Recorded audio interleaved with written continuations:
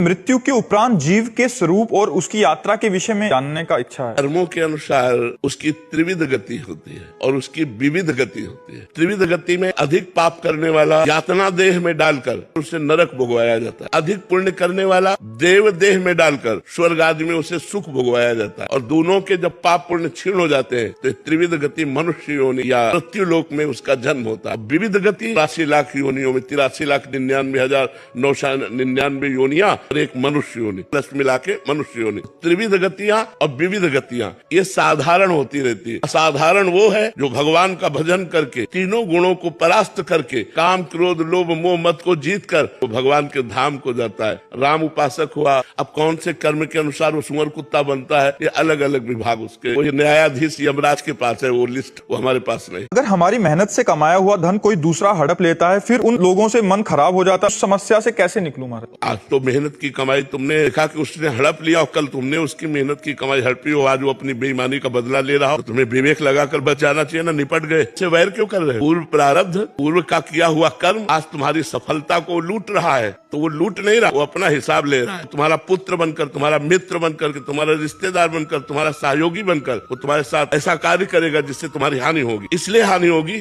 क्योंकि तुमने हानि की थी, वो अपनी हानि का बदला ले रहा है, वैसे ही उसकी बुद्धि हो जाएगी, वैसे वो कार्य करेगा। तो हमको ये समझना चाहिए जब हमारे साथ बेईमानी हो कि मैंने किसी की बेईमानी की थी, मेरा हिसाब बराबर हो गया, राधा राधा, अब मुझे आगे चलना चाहिए, इससे द्वेष नहीं करना चाहिए। नहीं तो रसिक संतों के बारे में पढ़ा और सुना तो पता चला कि उन्हें कैसे कैसे भयानक दुख का सामना करना पड़ा। महाराज जी, ये सब जानने के बाद ऐसा लगता है कि अगर इनकी तरह भगवान हमारी भी परीक्षा लेंगे तो हम तो फेल ही हो जाएंगे, हमें कभी शाम की प्राप्ति नहीं हो पाएगी। ऐसा नहीं, क्योंकि उनके चरण धूल के बराबर भी नहीं हो। बालक को एक कुंतल वजन उठाने के लिए नहीं कहा जाता। भगवान पहले क्षमता देते हैं फिर दुख देते हैं, पहले क्षमता देते हैं। प्रतिपल उस कष्ट को सहा जा रहा है, जब तक जिएंगे तब तक सहा जा रहा है, ना ही इसी से है। लेकिन मुझे कोई परेशानी नहीं, मैं एक आनंद में आनंदित हूँ, अपने विचारों में खूब तृप्त हूँ, खूब संतुष्ट हूँ, खूब प्रसन्न हूँ। शरीर की कोई परवाह नहीं। भगवान ने पहले शरीर से बेपरवाह किया और फिर शरीर का रोग दिया। अगर हम अभी अपने रोग में आ जाए तो हम सैया पे पड़े रहे, उठ के बैठने लायक ना।